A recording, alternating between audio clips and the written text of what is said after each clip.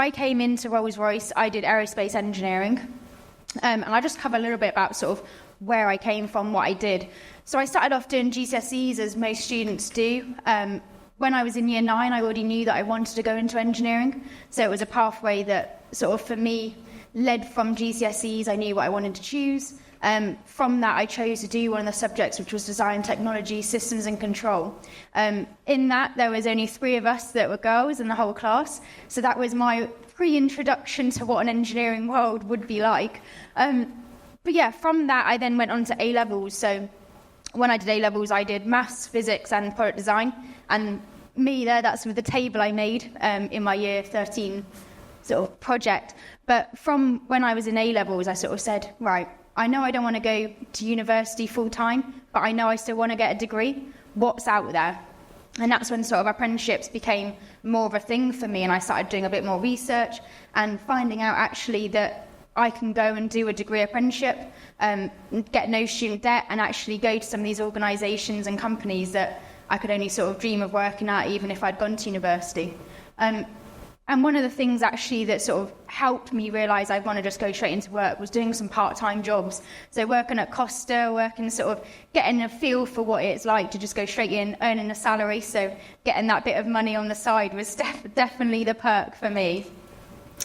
So where you guys all are now is that sort of, you've got the power now to choose where you want to go. And if you know you want to go and become an engineer or go down an engineering route, is make sure you choose the right GCSEs and A-levels that then support you in that future career. I get so many people come to me at careers shows and at careers fairs and approach me other things I do and say, oh, I really want to become an engineer. And I go, oh, great, like, what are you doing? And it's, oh, yeah, I'm studying dance and social. I'm like, oh, I'm really sorry, like, you can't come into a degree. But that doesn't stop you. So if you're here now and you've realised actually engineering is for me, and you've maybe not chosen quite the right GCSEs or A-levels for that, you can still enter through an apprenticeship. It just might not be at that degree level. You can start at a lower level, come in on a level 3, level 4, which is sort of post that GCSE level, and work up. You can still get a degree within a lot of these engineering companies through an apprenticeship. So I'm now in my second apprenticeship. So I came into Rolls-Royce on a degree apprenticeship, which meant I come out with a bachelor's in aerospace engineering. Did that for 4 years, went across the whole business doing lots of different sort of areas, all the way from sort of testing engines through to working on them, did a bit of hands-on stuff as a manufacturing engineer. And then I even got a taste for some stuff that wasn't engineering. So I went and did business, I did a bit of sales whilst I was there, did a little bit of business development. So that was working with future customers to get an idea of what they could want in the future from us. So sort of drones, those sort of very small engines that can go into things that don't have a pilot behind them, aren't military. So once I finished that sort of degree apprenticeship, I then went into a full-time role. So I became a deployed lifecycle engineer.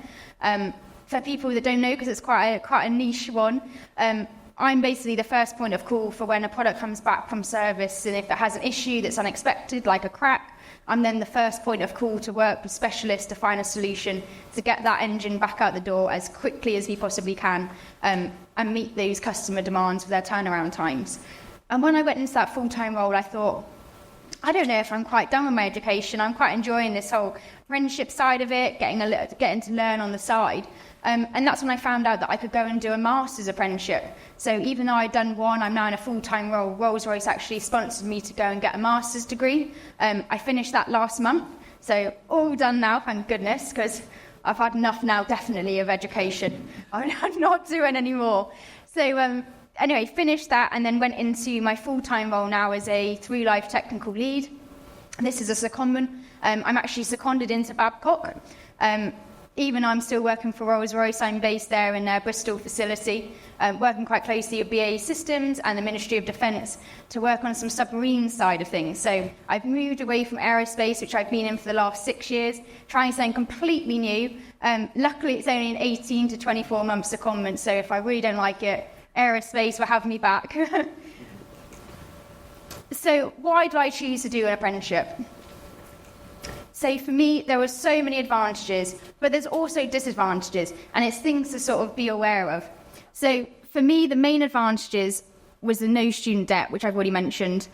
But as well, it was that increased employability and the fact that you get to earn while you're learning.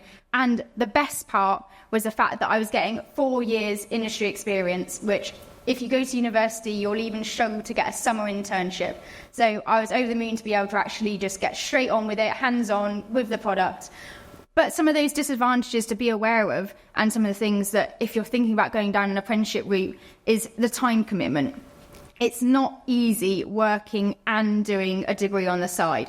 You need to be organised. If you currently are struggling at school with your organisation, then you need to crack on if you want to go down the apprenticeship route, because it's tricky. I was doing an MVQ level 2, an MVQ level 4 and a bachelor's degree, all while still working 4 days a week and having to do a bit on the side. So if you're going down the apprenticeship, really, really think hard about whether you're sort of committed enough to be doing that. But what's interesting actually is everyone that goes down the apprenticeship route ends up doing better than full-time students. And I think that's the committed side, and the fact that you can actually see where your work at university is going, and you can see the impact of what you're learning. You can then apply on the work you're doing. But along the way, I've had challenges, I've had problems. I came in on my degree scheme. I was, again, the only girl. I've had this experience through engineering, but it's getting better, and the more placements and the more teams I join, the more women I'm seeing in the industry and the more sort of diversity I'm seeing, and it's so much nicer to see than when I first came back in 2018. Again, going into my master's, I then ended up being the first person from Rolls-Royce to go and do a master's apprenticeship, and I was the youngest person on my course by 10 years.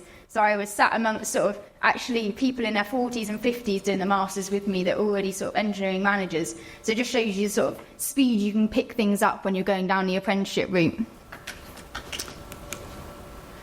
But alongside that, I've chosen to take on additional roles. And something for me was I enjoy coming out here and sharing sort of my apprenticeship experience, and the fact that apprenticeships are a really positive way to get into the industry, and sometimes can actually be easier to get in, especially if you're coming in on that lower level, if you haven't got any engineering experience. So some of the things I've taken on is sort of joining the IET, working with IFE, who are under the Department for Education, so actually creating and improving apprenticeship standards for future people. And from that, I've been able to do a hell of a lot of things. And luckily, quite a lot of companies are supportive if you're an apprentice to go out there and engage more young people and try and get them into STEM. Here's just a tiny snippet of some of the things I've done over the last sort of 6 years at Rolls-Royce. And then I've also gone and done apprenticeship things as well. One of the sort of highlights for me was getting invited to the House of Lords last year, and actually getting to speak to them about apprenticeships and sort of influence them and what I think we should make changes. And hopefully we're going to be now seeing that in the new Labour government, because that was what they were sort of feeding into. So yeah, I've done a lot on my way, but for me, something sort of that highlights and something I want to point out is, if you want to go into engineering and you currently don't have a role model, or you currently can't see someone that's doing the role you want to do, don't let that put you off. Be the trailblazer, go and do it. If you can't see it, be it. Thank you.